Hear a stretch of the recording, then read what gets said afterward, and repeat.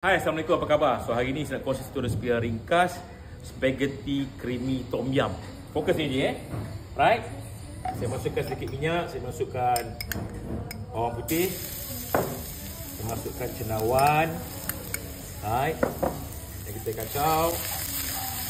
Saya masukkan paste tom yum. Kita kacau.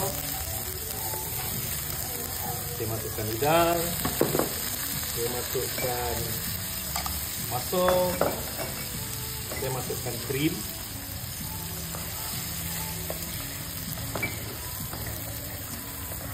saya masukkan parmesan cheese, sedikit serbuk rasa, sedikit garam sekut rasa, and spaghetti.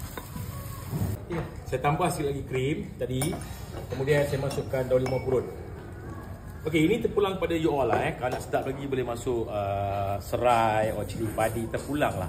Ingat pesan chef, kalau nak jadi seorang chef tu kena kerit lah. Right. So saya sprinkle sedikit chili flakes and chopped parsley. See, chopped parsley. Kemudian kita rasa. Bismillahirrahmanirrahim.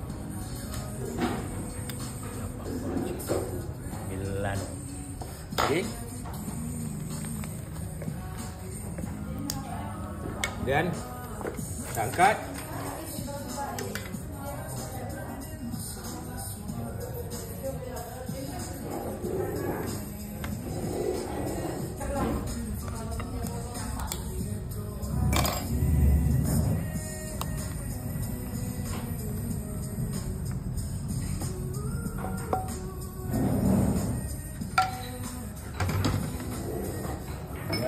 Dengan parmesan cheese and chili flake a bit and chopped parsley.